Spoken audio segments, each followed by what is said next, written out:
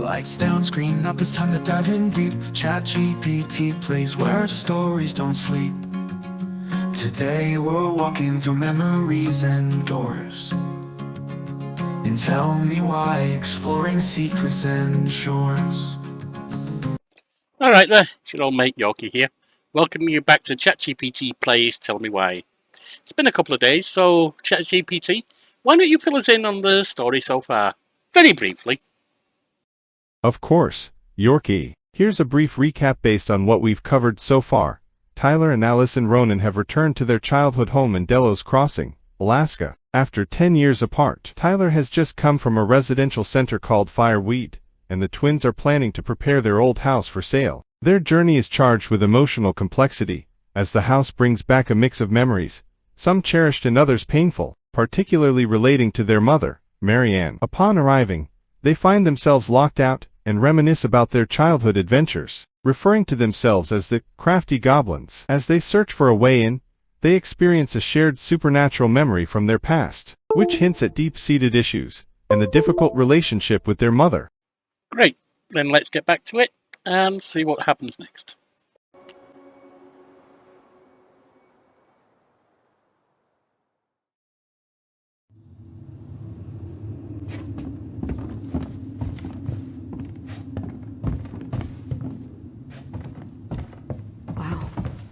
Alright, let's see. Broken shelf, broken jar, and the washing machine. Broken. The dryer never worked to begin with. Marianne thought dryers were straight up evil. Energy hogs. I hated hanging drippy laundry. I refused to change for a few weeks once, so I wouldn't have to do it.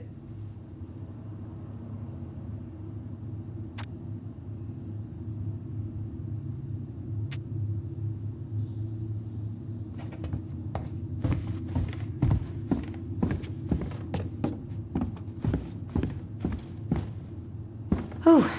This place needs some serious cleaning. Or an exorcist. We should take down the creepy masks if we don't want to scare the buyers away. Oh, so now you don't want to scare someone with those masks.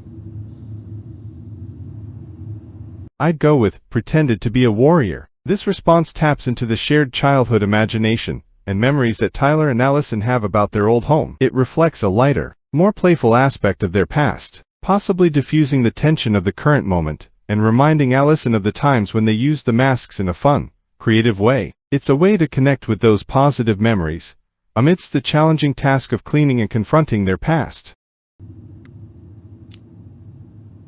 Hey, I just put on the mask and pretended to be a warrior. You were the one who got freaked out by it. Right. Not that she ever let me wear him very long. Huh. This bathroom still smells like Marianne. Good scrub and we'll be rid of that too. I tried to bury this dress in the backyard, but Marianne caught me. It was a pretty dress. Yeah, well, we both know pretty was never my thing.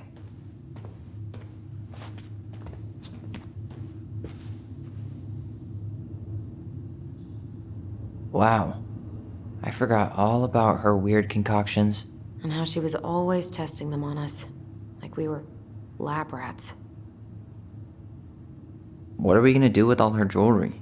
Well, I'm certainly not gonna wear it. Donation pile it is, then. There were so many times I looked in this mirror hoping somehow it'd show me something different. Handmade soap. Still here after 10 years. Impressive. You could say that about the entire house.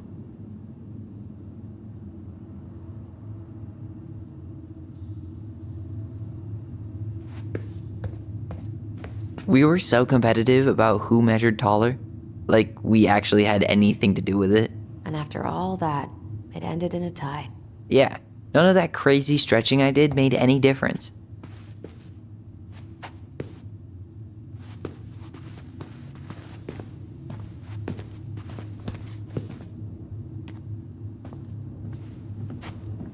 After all this time, I thought I'd feel more prepared to deal with this mess. String, glue, duct tape. The holy trinity of house repair. Marianne loved having something to fix. I'd go with, not when we broke them. This response taps into a bit of nostalgia and humor, reflecting on the dynamic they had with Marianne and the typical childhood experiences of getting into trouble. It keeps the tone light, but also acknowledges the more complex feelings about their past without getting too deep or personal too quickly. This can serve as a gentle way to continue exploring their memories and emotions as they sort through the house. But not the part where it got broken, especially if we were the ones responsible. I know. I'm just saying she liked to save broken things.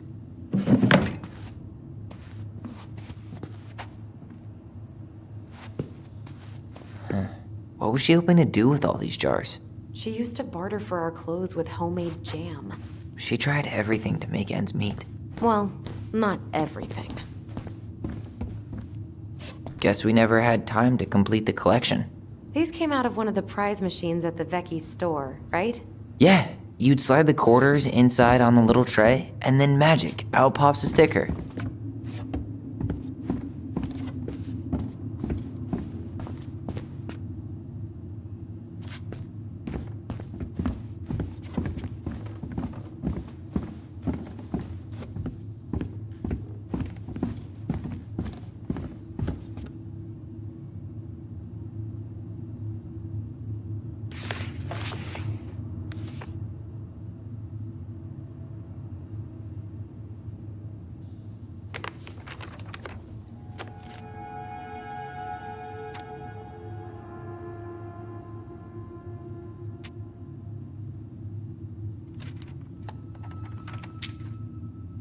What are you reading? I'd go with our apology letter. This response opens up an opportunity for a deeper conversation between Tyler and Alyson about their past actions and feelings. It acknowledges their shared history and might lead to reflections on their relationship with their mother and each other, providing further insight into their emotional journey and development. This choice also helps maintain transparency and connection between the siblings as they navigate their complex family dynamics. A letter we wrote her. To apologize for breaking that stupid vase, remember? Bore your kids into good behavior. Great parenting strategy. She pinched every penny. Old textbooks. Tessa gave them to us, right? Yeah, she thought we were gifted.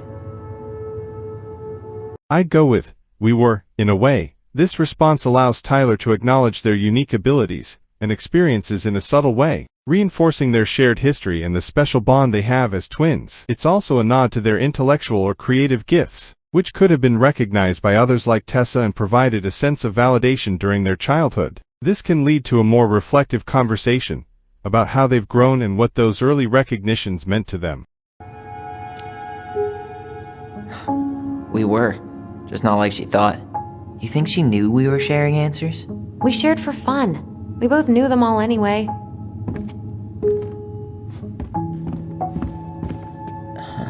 I don't remember these. It's probably one of Mary Ann's unfinished masterpieces. There's 2 of them. Maybe they were us, in some weird way that only made sense to Mary Ann.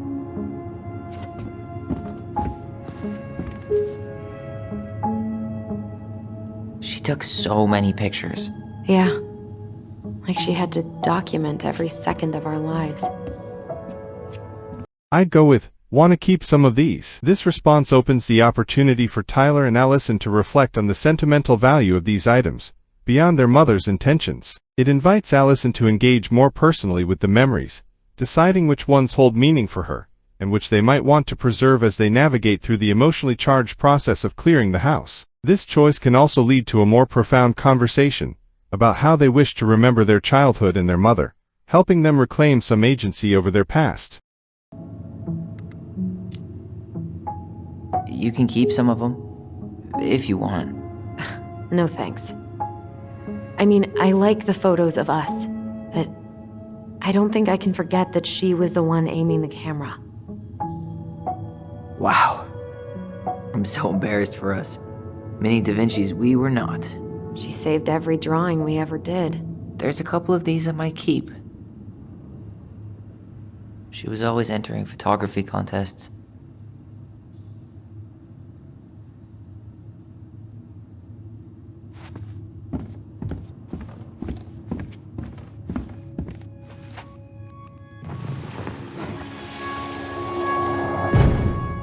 Mom?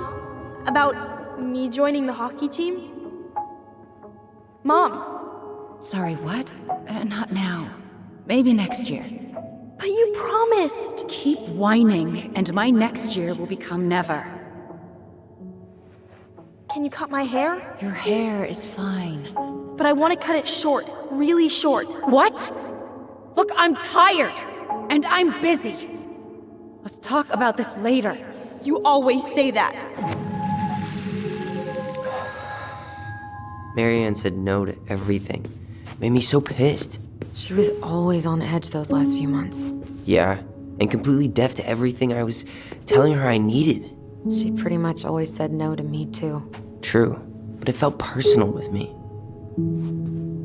She was trying to save the planet way before Al Gore made it cool. Has Al Gore ever made anything cool? Nah. I guess she was right about one thing.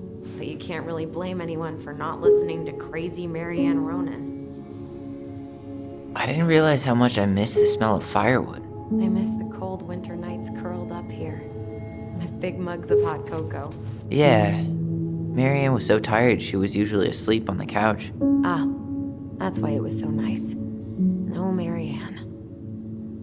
I'd go with quiet times. This response taps into the nostalgia for the peaceful moments they shared, apart from the tension with Marianne. It acknowledges those brief respites in their challenging childhood, where they found comfort and warmth together. This choice not only reflects on the positive memories they had but also reinforces the bond between Tyler and Alyson, focusing on the moments of tranquility and togetherness that helped them through tough times.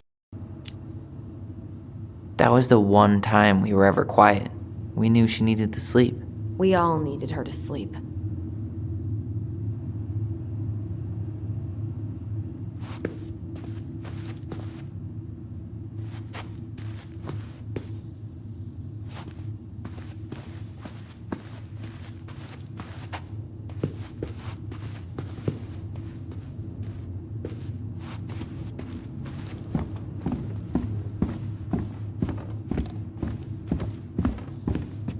Marianne's room. Let's not go in there until we absolutely have to. Agreed.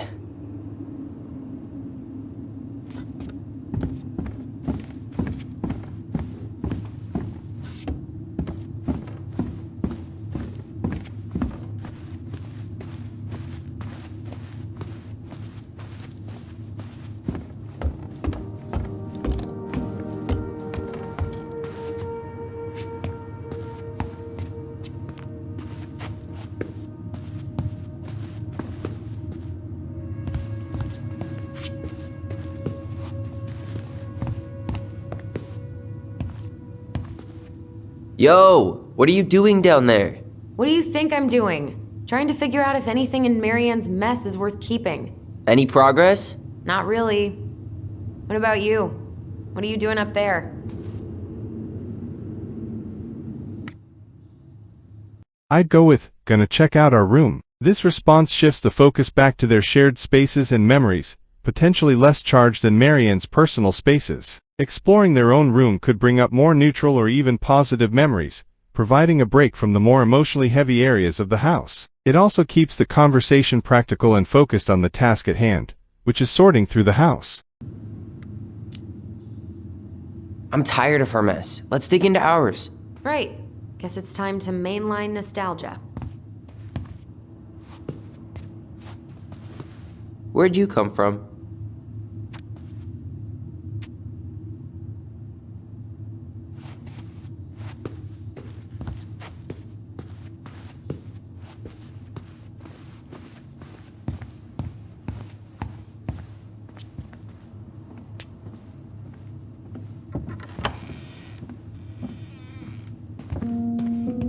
Now this feels like home.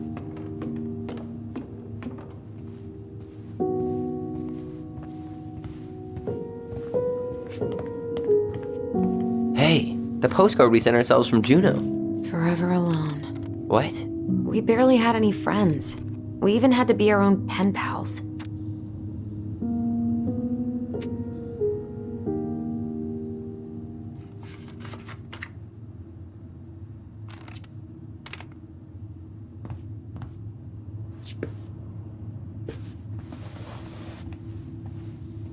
Hey, buddy. It's been a long time.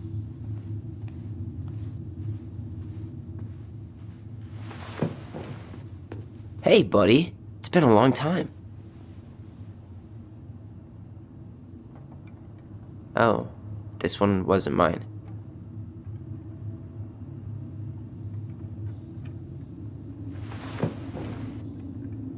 Look, it's the game we made, Lucian Tramway. That game never made any sense. Didn't stop us from playing all day. Dude, we were kids. All we needed were rocks and bird feathers.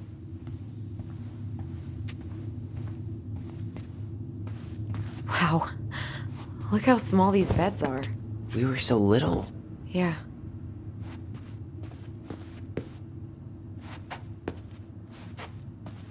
Whenever we asked for a TV, she'd just bring home a big stack of books. I think she did us a favor with that one. You may not agree when we start digging into the HBO back catalog. We'll see. Ugh. We never Some of our old appreciated toys this give view me as kids. creeps.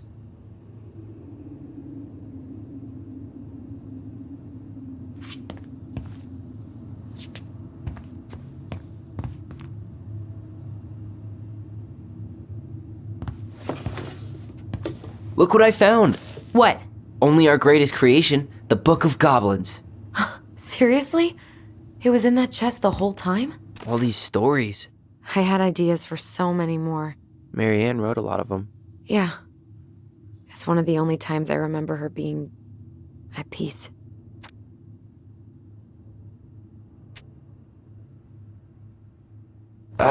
Where is it? You looking for something in particular? My diary. You never told me about it. Yeah. With the way Marianne was, I tried extra hard to keep it a secret. Marianne. Yeah, that day she found out about it.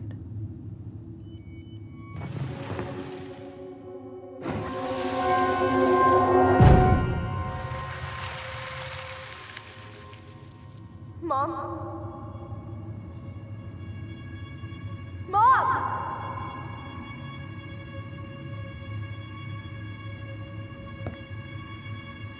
Mom, where is it? What did you do with it?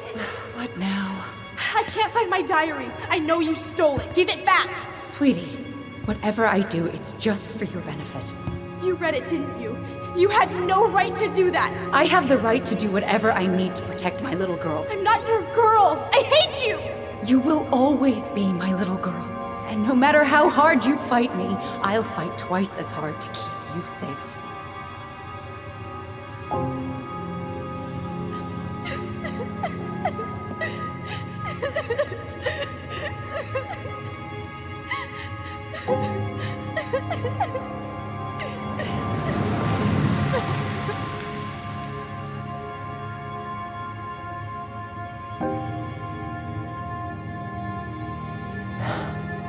I don't know how I never saw it coming. She told me right to my face.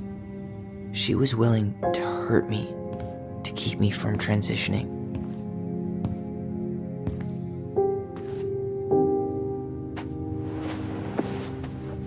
Tyler, there is no way you could have known she'd go that far.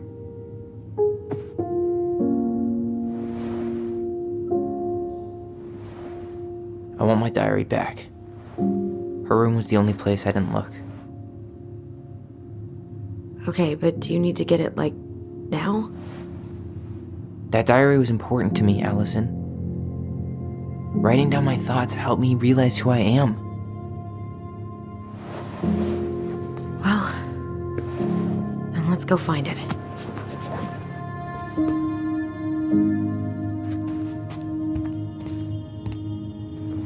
You think her room is still locked? It always was. I'm not looking forward to going in there. I know, but we'll have to eventually, and I need it back. You know, if there's one thing you gotta give Marianne, it's that she let us explore our artistic side. You should have seen Eddie's face when I tried to repaint his car. Yeah, I bet Uncle Eddie didn't appreciate your artistic touch. I'd rather you called him Chief Brown if you're gonna be an ass about it.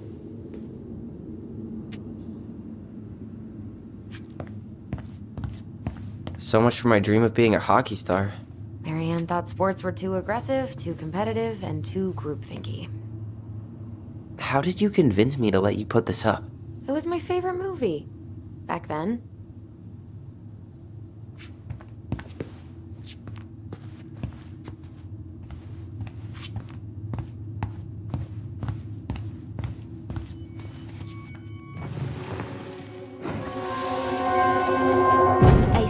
Finally caught the hag. His furious voice could be heard throughout the forest. For your wickedness, you will be eternally bound to the lake. What?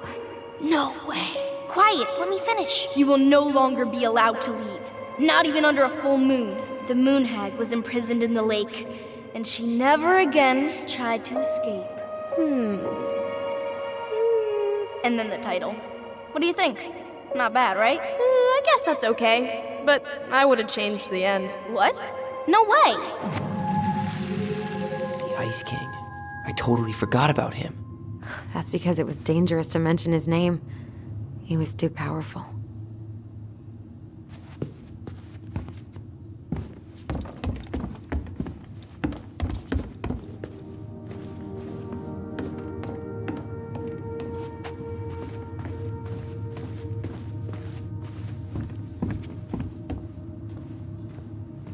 Hold up. What? Remember this? Unfortunately. You must solve my riddle to earn the right to enter the princess's sanctum. Nothing a good hard shove won't take care of. I mean, yes, we could brute force it, but it might be kind of fun to finally solve it, right? We have different definitions of the word fun. Okay, well, if we break it, we're just gonna have to fix it for the sale. So let's at least try not to. You have the Book of Goblins? Yep. Hand it over.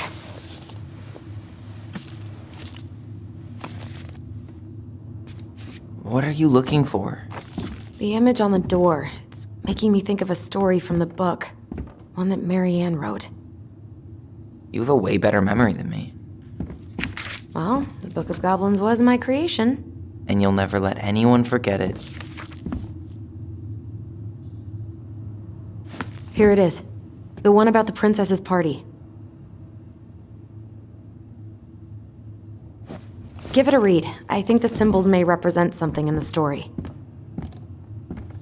First ghost memories, now storybook puzzles. What a weird day. What a weird childhood. Touché.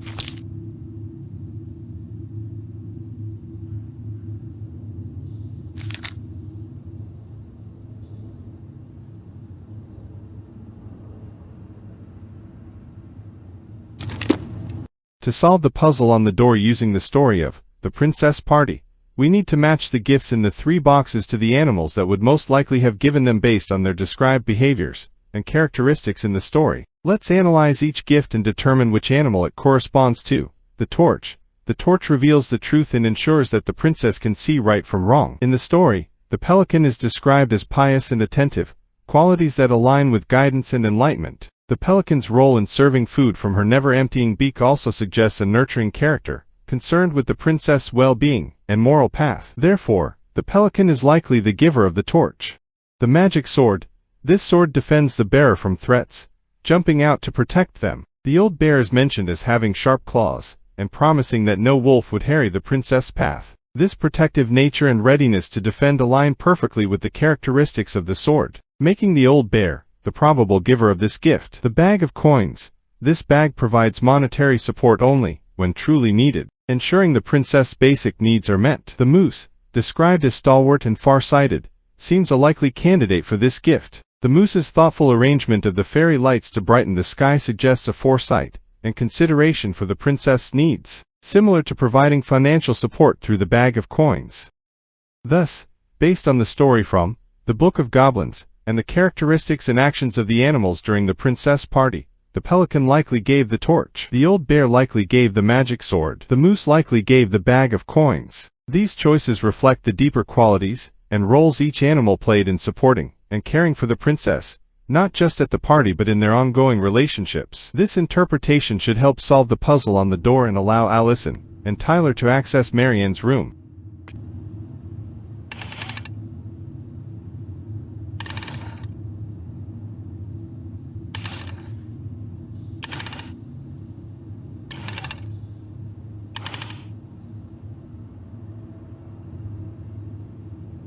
You sure you're gonna be able to crack it?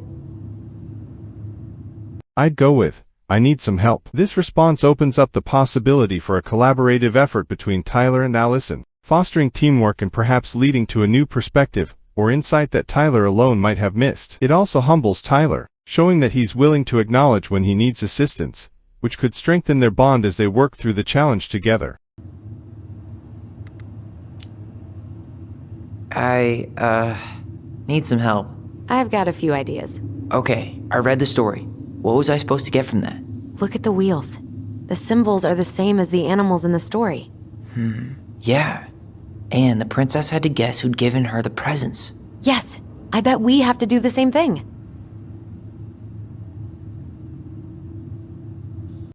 I'd go with the gifts. This response allows us to refocus on the gifts themselves, encouraging a detailed review of each one. It's helpful to revisit the properties and symbolic meanings of the gifts to better align them with the characteristics of the animals in the story. This could reveal a new understanding or correction in the assignment of gifts to animals, enhancing our chances of solving the puzzle accurately.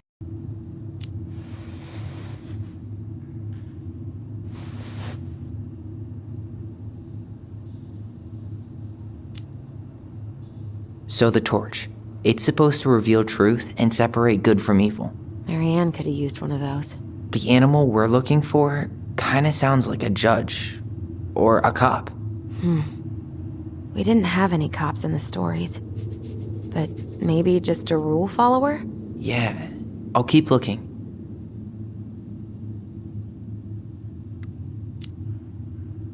So, one of the animals gave her a sword. It must have been from someone who wanted to take care of her physically.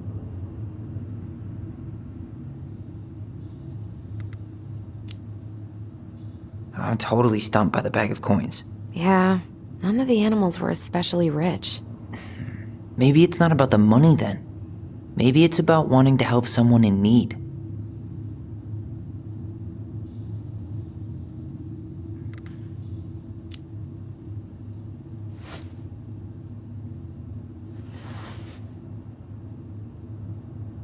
Considering the new reflections on the gifts, let's reevaluate and assign them based on the deeper interpretation of each animal's characteristics and roles in the story. The Torch of Truth, focusing on the role of a judge or rule follower. The pelican seems appropriate, given its pious and attentive nature. This aligns well with the idea of guiding morally and helping discern right from wrong, much like a moral or spiritual guide would. Therefore, keeping the pelican for the torch still feels fitting. The magical sword, given the focus on physical protection, the old bear remains a strong candidate for this gift. The bear's promise to ensure no wolf would harry the princess' path directly correlates with the defensive nature of the sword. The bear's physical strength and protective instinct make it a suitable giver for the sword. The bag of coins, rethinking this item, considering it as a symbol of support and care rather than wealth leads me to reconsider the giver. The moose, initially a candidate due to its farsightedness, might be replaced considering the new perspective. Instead, the big frog, previously assigned as gregarious and possibly overlooked, could be seen as someone wanting to ensure the princess' needs are met in a more practical, everyday sense. This perspective aligns with the frog's nature of being involved and proactive in a communal way, suggesting a fit for providing sustenance and necessities. Thus, the new guesses would be pelican for the torch of truth, old bear for the magical sword, big frog for the bag of coins. This interpretation reflects a balance of moral guidance, physical protection, and practical support, which each animal might represent in their interactions with the princess, based on a deeper understanding of their contributions to her life and party.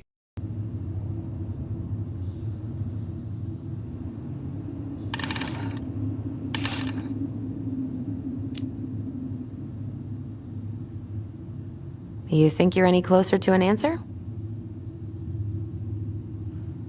I'd go with, I need some help. This response emphasizes the need for further collaboration and insight, potentially allowing Alyson to offer a different perspective or recall additional details, that might lead to the correct solution, keeps the teamwork spirit alive, and acknowledges that solving puzzles like this can be challenging and might require multiple attempts and viewpoints. I think I need some help.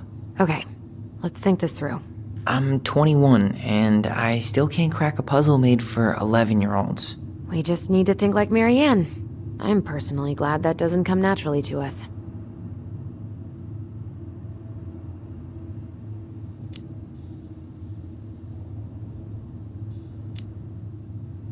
Any ideas about the torch? They mention fairy lights in the story. It could be tied to that? Any more thoughts about the sword? There was something in there about one of them wanting to protect her from wolves. Whoever gave her the coin purse must have cared about her. But it sounds like they all did. The princess said the person who gave her the purse was worried about her being able to eat. Maybe it's about the food? The food? Really? Yeah, a lot of our stories mention food. You know, since we never had enough of it. My hungry goblins. Okay, yeah. So, who wanted to feed her?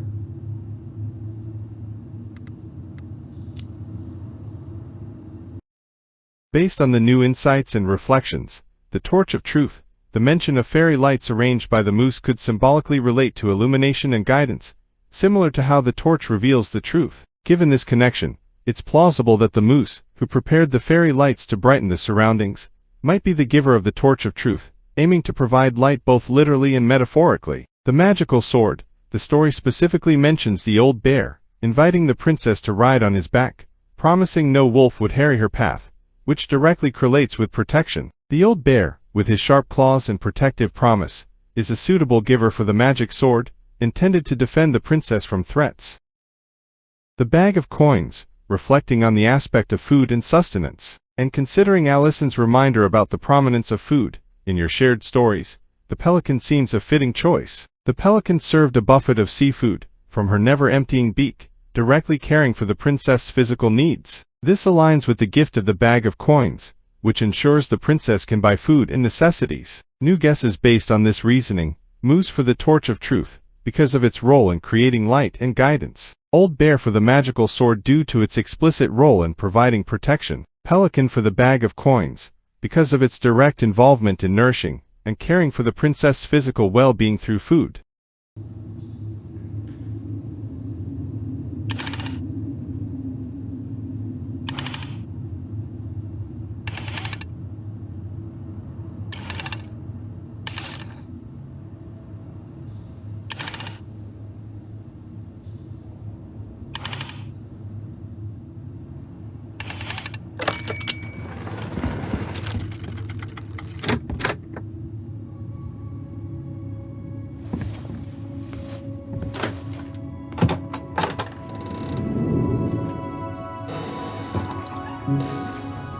And boom, we're in.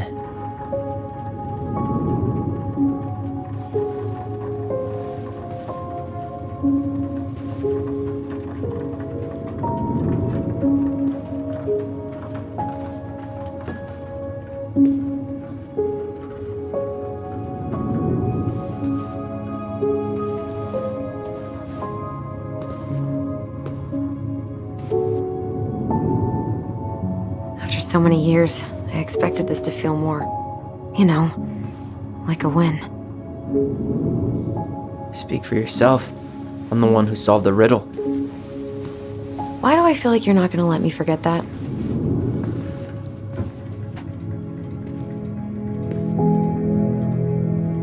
Where do you think we should start looking? I don't know.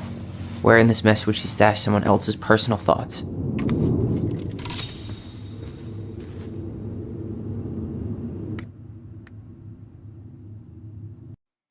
Well, that's where we'll end for this episode, and we'll pick up looking around Mary Ann's room next time. Before we finish, let's debrief, because there's been a lot we've found here. What did you think of this episode? What an episode! Cracking the puzzle on the door and finally gaining access to Marianne's room added a great layer of mystery and achievement to the story. It's fascinating how the clues tied into their childhood memories and Marianne's character, giving deeper insight into how she influenced their lives. The mix of anticipation and underlying tension as they entered the room really set the stage for more discoveries. The playful banter between Tyler and Alyson about solving the riddle added a light touch to their heavy emotional journey, showing how their sibling relationship provides some relief from the more intense moments. The sudden flickering of the light as they prepared to search the room was a perfect cliffhanger, leaving us wondering what they might uncover next about their mother and Tyler's missing diary. Looking forward to seeing what secrets Marianne's room holds and how it will impact the twins' understanding of their past. Great storytelling so far. As we looked around the house, what did you make of what we found, both in general and with reference to any particular items that stood out for you? Exploring the house in Tell Me Why has been a deeply evocative journey, not only revealing the physical remnants of Tyler and Alyson's childhood, but also serving as a gateway into their complex family dynamics and personal histories. Here are a few key observations and items that stood out during the exploration. The Book of Goblins. This item particularly stands out as it not only represents the creative bond between Tyler and Alyson but also hints at the deeper stories and lessons imparted by Marianne. The stories in the book, intertwined with moral lessons and fantastical elements, reflect how Marianne might have communicated her values and views to her children, albeit in a sometimes cryptic or indirect way. The childhood room. The mix of objects in their room, from the homemade toys to the educational books, illustrates a childhood that was rich in imagination but also marked by isolation. The lack of modern entertainment like a TV and the emphasis on self-made games and reading material suggest a life that was both creatively rich but also tightly controlled. Marianne's bedroom. Finally gaining access to this room was significant. It was almost a forbidden zone that held the essence of Marianne's private world. The room, with its rotating light casting shadows and symbols, metaphorically reflects the shifting, often hidden aspects of Marianne's personality and life that Tyler and Alyson are only beginning to understand. The apology letter, found under other papers. This letter written by the young twins, apologizing for breaking a vase, is poignant. It reflects the constant pressure they felt to adhere to Marianne's strict and often unforgiving standards, shaping their interactions and sense of responsibility from a young age. Photographs and masks. These objects scattered around the house serve as tangible links to the past. Photographs capture moments of supposed happiness and normalcy, contrasting sharply with the siblings' actual memories. The masks might symbolize the various facades Marianne presented to the world and each of these items and the general state of the house contribute to a narrative that's both nostalgic and unsettling. They serve as artifacts of a childhood that was uniquely theirs, filled with creativity and closeness but also shadowed by secrecy and sadness. The house acts almost as a character in its own right, holding secrets and stories that are central to Tyler and Alyson's journey of reconciliation with their past and understanding of their mother's complex legacy. The memories that Tyler and Alyson were able to visualize of young Tyler and young Alyson seemed particularly poignant. What did you make of each of them? The visualized memories of young Tyler and young Alyson provide a deeply emotional and insightful look into their past experiences and how those moments have shaped their perceptions and emotional landscapes as adults. Each memory not only highlights specific instances of their interactions with their mother, Marianne, but also reveals broader themes about their upbringing and the challenges they faced. Here's a breakdown of what each memory signifies. Hockey and haircut conversation. This memory, where young Tyler asks to join a hockey team and later requests a haircut, underscores the struggle for self-expression and autonomy. Marianne's dismissive responses reflect a lack of support for Tyler's identity and interests, which is a recurring theme in their interactions. This moment poignantly illustrates Tyler's early attempts to assert his identity and his mother's refusal to acknowledge or support his needs, foreshadowing the conflict that would escalate as he grew older. Bedroom discovery of the diary. This intense and conflict-ridden memory, where young Tyler confronts Marianne about his missing diary, is particularly crucial. It directly addresses the core of Tyler's identity struggle and Marianne's invasive and controlling behavior. Her refusal to respect his privacy and her insistence on seeing Tyler as her little girl, despite his expressed identity, reveal the deep-rooted denial and lack of acceptance that Tyler had to endure. This memory is critical as it directly ties to the traumatic event of Marianne's death, underscoring the emotional and psychological stakes involved. Storytelling in the fort. This lighter memory of the siblings telling stories in their blanket fort contrasts with the more painful ones, showing moments where Tyler and Alyson found joy and escape through imagination. It highlights the strong bond between them, fostered through shared creative play, which provided a respite from their otherwise tense environment. Each of these memories serves as a narrative thread that helps to weave a complex tapestry of their childhood, illustrating both the challenges and the moments of connection that define Tyler and Alyson's shared past. These memories not only deepen our understanding of their characters, but also enhance our empathy for their journey of reconciliation with their past and their efforts to understand and move beyond their mother's problematic legacy. One more question. Based on what we've seen so far, do you think there are any mental health challenges we should consider when moving forward with the story in relation to Tyler, Alyson, and or Marianne? Based on the elements and dynamics explored so far in Tell Me Why, it's clear that mental health plays a significant role in the lives of Tyler, Alyson, and Marianne. Here are some considerations. Tyler's experiences highlight challenges with identity acceptance and the trauma associated with familial rejection. He has faced significant struggles related to his gender identity, which were compounded by Marianne's lack of acceptance. Moving forward, addressing issues such as trauma, identity affirmation, and the long-term effects of these early life experiences on his mental health will be crucial. Tyler's journey might involve exploring themes of healing, finding community support, and self-acceptance. Alyson shows signs of carrying emotional burdens from her childhood, including feelings of guilt and complicity in the conflicts between Tyler and Marianne. She may also be dealing with unresolved grief and the impact of living in a high-stress household. As the story progresses, it would be important to consider how these experiences have shaped her adult life, her coping mechanisms, and her relationship with Tyler. Exploring mental health support for processing her past and understanding her emotions could be key elements of her narrative. Marianne. Although Marianne is no longer alive, her actions and mental state deeply affect the storyline. The memories and discoveries suggest that she might have struggled with her own mental health issues, which could have influenced her parenting and interactions with her children. Understanding Marianne's background, possibly including her own struggles with mental health, could provide crucial context for the siblings' experiences and help them find closure or understanding. For both Tyler and Alyson, moving forward in the story might benefit from exploring avenues for psychological healing and support, such as therapy or community support groups, especially considering their isolated upbringing and the traumatic events they've endured. The narrative could also benefit from a nuanced portrayal of mental health recovery, emphasizing the complexities and individual variations in healing from past traumas. In summary, mental health considerations are integral to understanding and progressing with Tyler and Alyson's story. In Tell Me Why, addressing these aspects with sensitivity and depth can enrich the narrative and offer viewers a more profound connection to the characters' journeys. Great. All that remains now is to say good night to the viewers. So it's good night from me. And it's good night from him. Good night. In Delos Crossing, where whispers grow, two twins uncover tales from the shadows. A house full of secrets, walls that speak of a past so haunting truth we seek. Tell me why these memories hide behind closed eyes.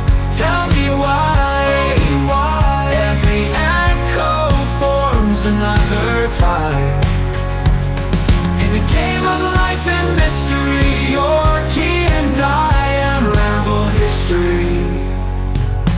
Alyson and Tyler, bound by fate, confronting a past they didn't create.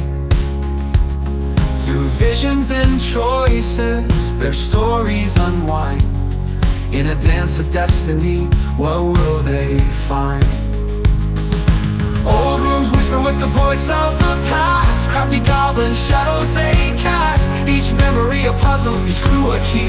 On Yorkie's channel, what will we see? Tell me why these memories hide behind closed eyes. Tell me why every echo forms another time. In the game of life and